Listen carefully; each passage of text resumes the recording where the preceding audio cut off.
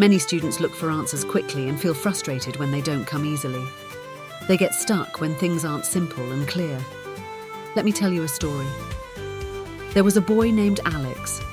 Alex was bright and full of questions, but he didn't like waiting for answers. He always thought that finding the right answer was all that mattered. One day in class, the teacher gave a tricky riddle for everyone to solve.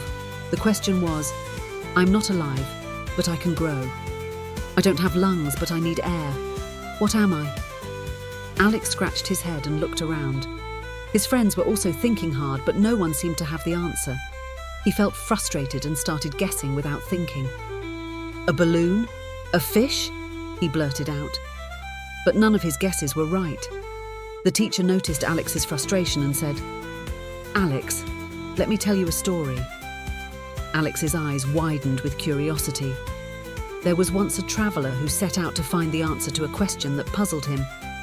He rushed from one person to another asking for help, but everyone gave him different answers. Tired and confused, the traveller sat down by a river. He watched the water flow and noticed the way the leaves floated and swirled in the current. He didn't think about his question for a moment. He just watched and listened. Suddenly, an old man nearby said, Sometimes, when you stop searching for answers, the answer finds you. The traveller smiled and realised that the answer wasn't in the running and asking. It was in taking the time to look at things from a different angle. Alex listened carefully. He looked back at the riddle and thought about what the teacher's story meant. This time he didn't rush. He thought about what needed air but wasn't alive. Suddenly it clicked.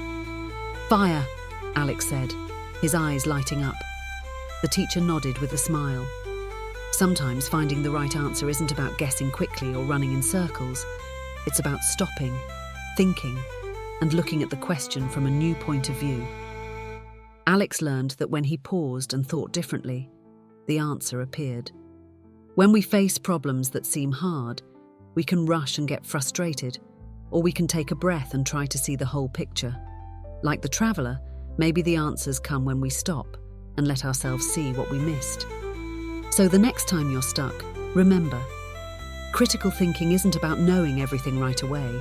It's about exploring, pausing, and letting your mind see what's already there.